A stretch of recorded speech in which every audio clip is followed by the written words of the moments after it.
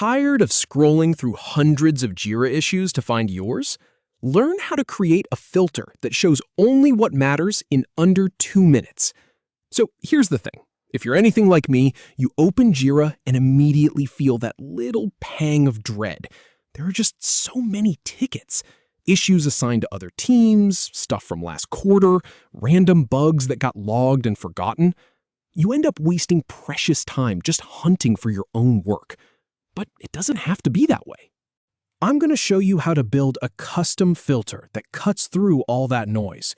We'll open Jira, navigate to Filters, customize by status or assignee, and save it with a name so you can reuse it anytime.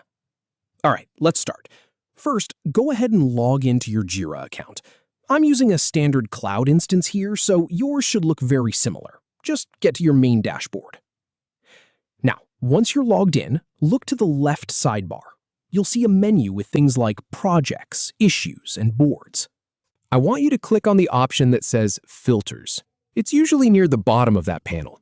This is where Jira keeps all your saved searches. From the Filters page, you'll notice a button that says Search Work Items. Go ahead and click that. This opens up a blank search interface.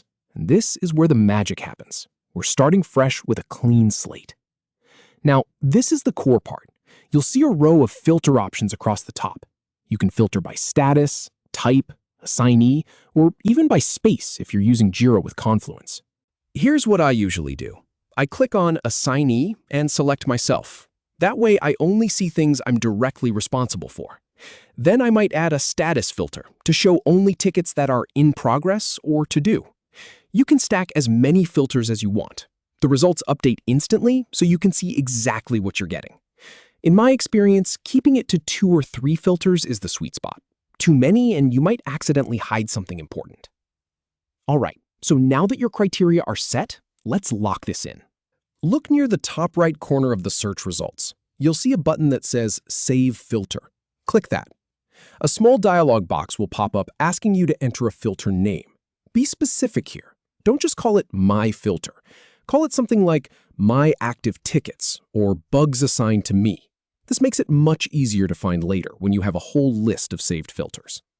You also have the option to add a description. This is entirely optional, but I like to add a quick note about what the filter is for. Something like, shows all tickets assigned to me that are not yet resolved. It's a small habit that pays off big time when you come back to it weeks later. Finally, click the Save button to finalize everything. That's it. Your filter is now saved and will appear in your filters list every time you log in. And there you have it. You went from drowning in clutter to having a direct one-click window into exactly the tickets you need. No more endless scrolling, no more manual hunting. Just pull up your saved filter and you're in control. Give it a try on your next project, and you'll wonder how you ever worked without it.